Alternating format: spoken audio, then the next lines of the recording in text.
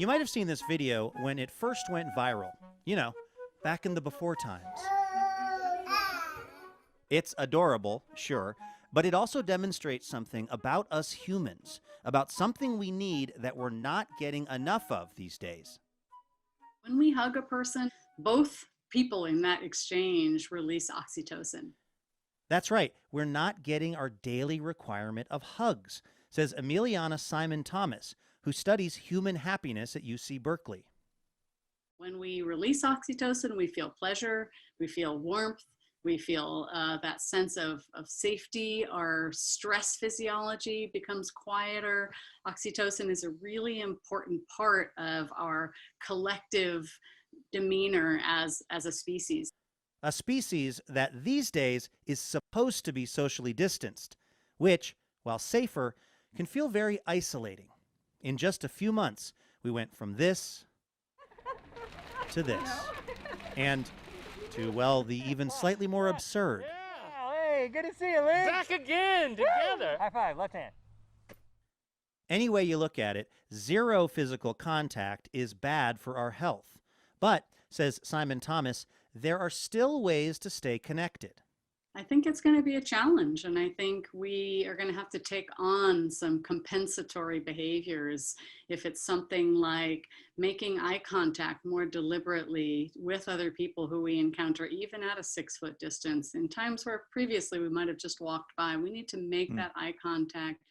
Simon Thomas says there are still things we can do to boost our oxytocin, engaging in small talk with strangers, and, weird as it may sound, even hugging ourselves solo can help make up for some of this loss of human connection.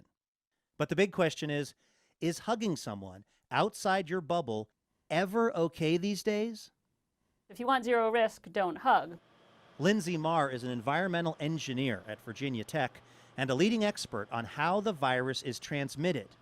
She says there's still hope for the hug, but there are some rules. If there's someone you really want to hug, I think the safest way to do it is to, first of all, make sure both people are wearing a mask. Second of all, start from a distance, cross that distance quickly to get to your hug.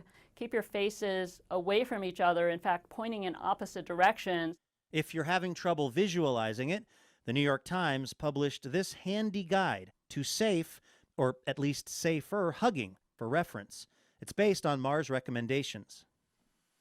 Meanwhile, in Washington State, where I live, we have some, I think, some good news for our state. Today, some of the strict quarantine measures were lifted, which had me excited to hug my daughter for the first time in 3 months.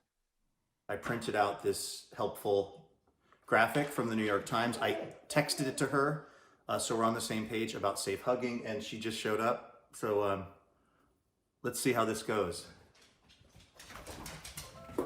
Hey! Hi! Come on in. Okay, wait. Yeah, there you go. There you go. Oh, hi, sweetie. Analyze this hug. How was it? The hug was great because you were both wearing masks. It looks like you pointed your faces away from each other. If I had to critique one thing, there was a bit of, maybe a few seconds where you kind of lingered at a distance of a few feet, like taking each other in. That's where you kind of want to sprint to get to your hug, do the hug, and then sprint away from each other. But otherwise, I would say that's a pretty good hug. Even if you can't get a pretty good hug in real life, Emiliana Simon Thomas says just the memory of a good hug can go a long way. We all have to sort of figure that equation out for ourselves. And then I also think for adults in particular, we can use our powers of visualization. We can imagine the times that we have been touching people who we trust and care about.